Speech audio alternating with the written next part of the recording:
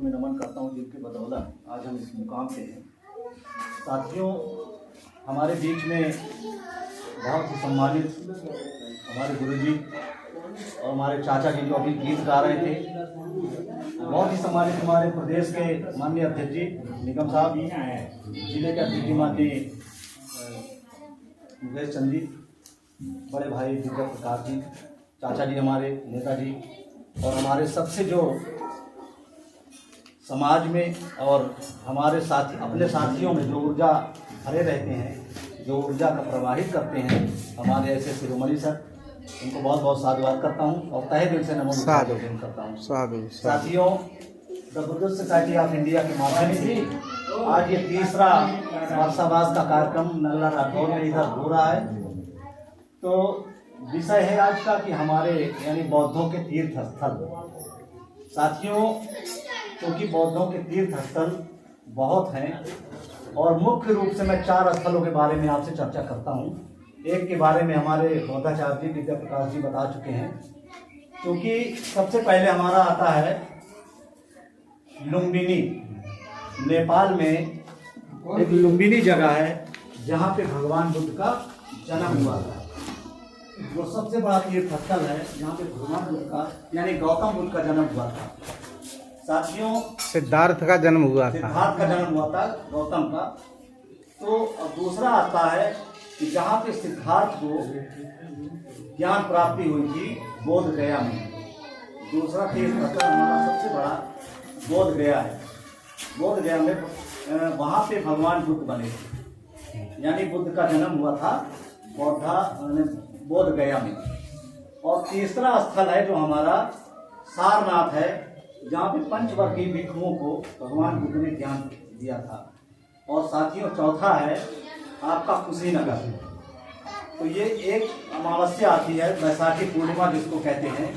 उसी दिन भगवान बुद्ध को यानी गौतम को ज्ञान प्राप्त हुआ, उसी दिन उनकी मृत्यु हुई, उसी दिन उन्होंने पैदा हुए। उसी चार जो तीर्थ स्थल है बहुत ही महत्वपूर्ण है। साथियों, मैं आपके पास से बिल्कुल शुरुआत करता हूँ तीर्थ स्थलों की। आपने बैरंजा देखा है किसी ने? ये बिल्कुल एटा और संगीता के बगल में लगा है, फर्रुखाबाद और क्या नाम है आपका इधर एटा, और इसका इटावा का बॉर्डर है, बैरंजा जगह पड़ती है। एक घटना बता रहा हूँ कि यहाँ पे भगवान बुद्ध का काफिला जो भिक्षुओं का था वो कहीं से मथुरा साइड से आ रहा था। आज पूरे देश में जहाँ भी मूर्तियाँ मिलती हैं वो मथुरा शैली की मिलती हैं। जहाँ कृष्ण का आप जन्म देख रहे हैं, जहाँ पे कृष्ण का जन्म हुआ है, वहाँ पे जब आप जाएंगे देखने, तो जब उधर से आएंगे तो एक जगह अंधेरी जगह है वहाँ पे। तो चूंकि मैं घूम के आया हूँ, तो अंधेरी जगह में जब आप टार्च लगा के देखेंगे तो पंडा अंडा वहाँ के जो पुजारी है वो आपको भगा देंगे और ये बताएंगे कि यहाँ पे कृष्ण भगवान का जन्म हुआ था। लेकिन वास्तव में वहाँ पे भगवान बुद्ध की मूर्ति है और भगवान बुद्ध का ही स्थल था वो। आज जो भी मूर्तियाँ आपको कहीं भी मिलती हैं वो मथुरा शैली की मिलती है। यहाँ से जो है, जो मथुरा से जो खुदाई हुई, यहाँ से मूर्तियाँ आपको संग्रहालयों में भेज दिया गया और कुछ मथुरा की शैली मथुरा में भी उपस्थित है। तो साथियों, जब उधर से भगवान बुद्ध लौट रहे थे तो बैरंजा का एक कोई राजा था, उसने कहा कि भगवान बुद्ध आप जो है, क्योंकि वर्षावास चल रहा था, रास्ता साफ बंद हो जाते हैं 4 महीना पानी, पहले एकदम इस तरह की रोड थोड़ी थी। तो जब रास्ता बंद हो जाता था तो पूरा भिक्षु संघ एक जगह इकट्ठा होकर वहीं उपदेश करते थे, वहीं पढ़ते थे और लोगों को उपदेश देते थे। तो इसी तरह जब बैरंजा में आए अचलपुर में, तो वहाँ का सेठ ने कहा कि भगवान बुद्ध आप मेरे यहाँ ये वर्षावास करें। जब उन्होंने देखा कि 10,000 इनके साथ बहुत भिक्षु हैं, तो 4 दिन तो उसने खिलाया पिलाया और इसके बाद भाग खड़ा हुआ। अब भगवान बुद्ध बड़ा परेशान हुए कि अभी कैसे चलेगा 4 महीना ये। तो बताते हैं कि सबसे कठिन वर्षावासी बैरंजा का था। बैरंजा में घूम के आया हूँ, वहाँ ठेरियाँ थी इतनी ऊंची ऊंची जो है, जैसे वो नहीं होता शिवलिंग, इस तरह की ठेरियाँ हैं पहाड़ के ऊपर। तो वहाँ एक ठेरी को घेर के वहाँ मंदिर बना दिए कुछ हिंदू, बाकी साथ के लोग कब्जा किए हैं, उसमें भगवान बुद्ध की मूर्तियाँ भी लगाई हैं। तो साथियों, बहुत ही अजीब वो है। जब थोड़ा सा और आगे चलेंगे तो काली नदी के किनारे आपका वो आता है संकिसा, और संकिसा के बारे में आपको सारी चीज़ें पता है। अगर मैं बताऊंगा तो 1 घंटा लगेगा। की कहानी बताने में।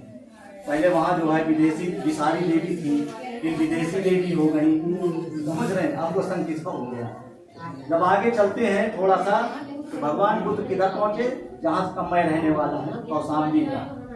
कौशाम्बी में राजा उदयन थे, और बिल्कुल इसी यमुना नदी के किनारे बहुत बड़ा, मैं कहता हूँ कि पूरे देश में अगर कहीं भगवान बुद्ध की कहीं भी स्थली है तो जमीन के बारे में सबसे ज्यादा जमीन भगवान बुद्ध की वहाँ पे है, कौशाम्बी में। इसके बाद आप सारनाथ पहुँचते हैं।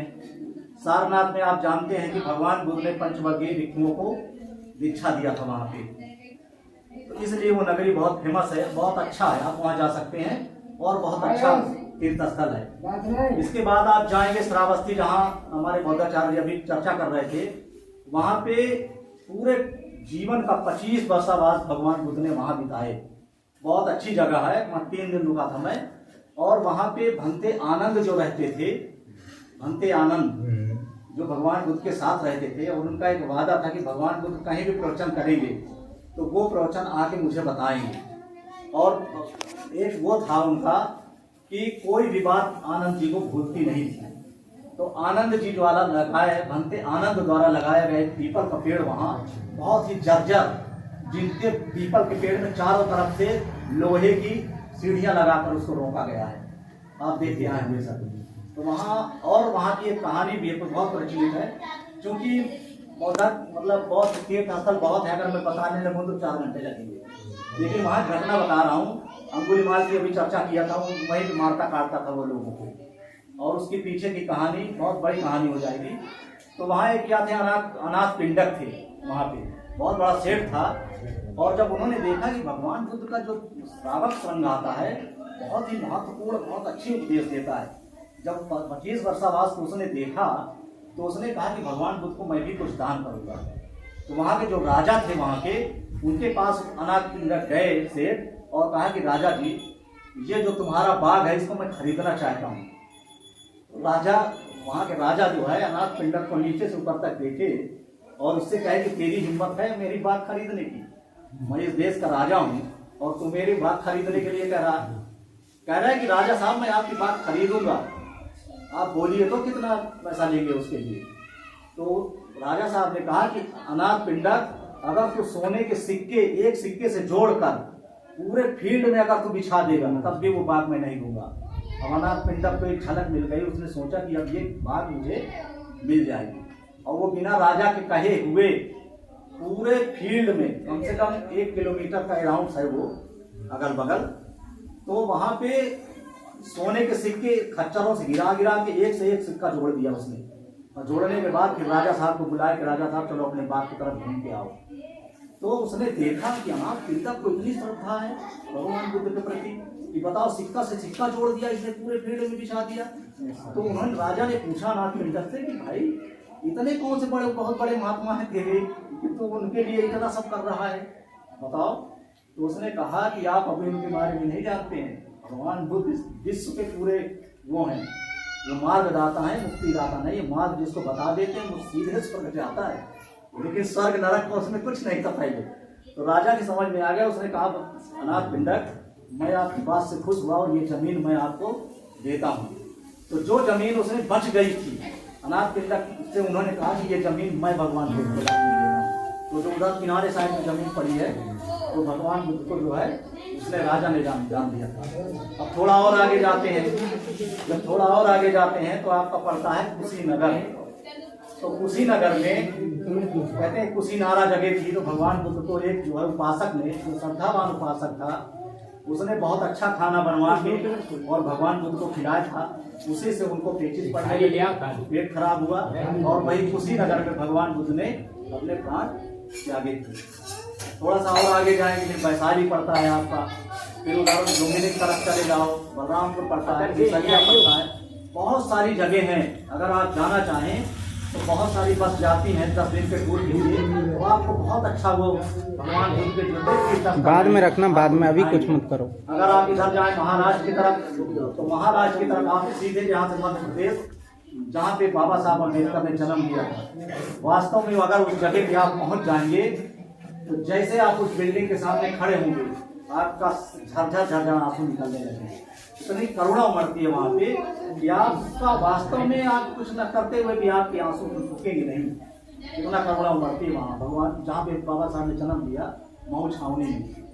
साथियों थोड़ा सा और आगे बढ़ते हैं तो उधर नागपुर जाओ। नागपुर में नागों की बस्ती थी, आप जानते हैं, वहाँ पे हमारे लोगों का राज था और बाबा साहब अम्बेडकर ने लगभग 8-10 लाख लोगों के साथ वहाँ पे भगवान बुद्ध की दीक्षा ली थी। ये हमारे बहुत तीर्थ स्थल है।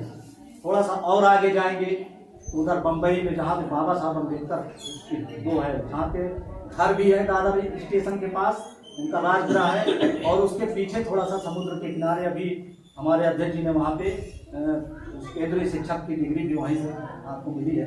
वहाँ पे चैत्य भूमि है। अपनी बता दो, हम जाए वाले हैं। तो अब देखो अगर बाबा साहब बुलाएंगे, भगवान बुद्ध की कृपा हुई तो हम विजय प्रसाद जी, मैं और आप सारे लोग उधर अभी 2 अक्टूबर को जाने वाले हैं। तो साथियों मैं चाहता हूँ कि हमारे अध्यक्ष जी की अगुवाई में कोई अगर यहाँ से बस तीर्थ स्थल के लिए जाए, हमारे लोगों को जाना चाहिए और वास्तव में अपने समाज के, अपने बहुजन समाज के जो तीर्थ स्थल हैं, बनारस में जाएंगे तो सारनाथ में तो वहाँ कबीर साहब का भी और क्या नाम है रविदास जी का भी बहुत बड़ा वहाँ पे तीर्थ स्थल है, तो हमें जाना चाहिए। तो साथियों चूँकि बहुत सारे भक्त हैं और हमें कम से कम 1 साल में इटावा में आगे धन्य हो गया। वास्तव में मैं बहुत ऋणी हुई से इटावा का कि मुझे इटावा में नौकरी मिली और इटावा में रह के मैं पूरा देश विदेश घूम आया। मैं इधर पूरा महाराष्ट्र और इधर लुम्बिनी नेपाल तक पूरा घूम के आया हूँ और मैं कहीं भी जाता हूँ तो मुझे इटावा का कोई ना कोई मिल जाता है वहाँ। तो साथियों बहुत बहुत साधुवाद, नेताजी को बहुत बहुत साधुवाद कि आज इस मीटिंग के करा के यहाँ पे हम लोगों की उपस्थिति दर्ज हुई और मैं सबका बहुत बहुत साधुवाद करता हूँ।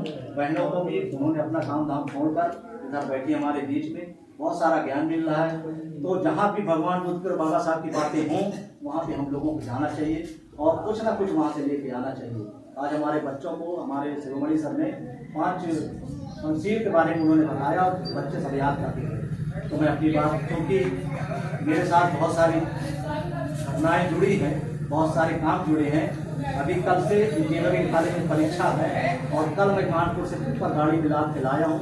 उस पेपर को अभी जाके स्टार्ट करना और कल परीक्षा कराना है। तो साथियों मैं अपनी बात यही समाप्त करता हूँ और कहीं कोई अगर कार्यक्रम इटावा में होता है तो आप लोग सादर और हर सब कोशिश करके आइए। बहुत बहुत साधुवाद।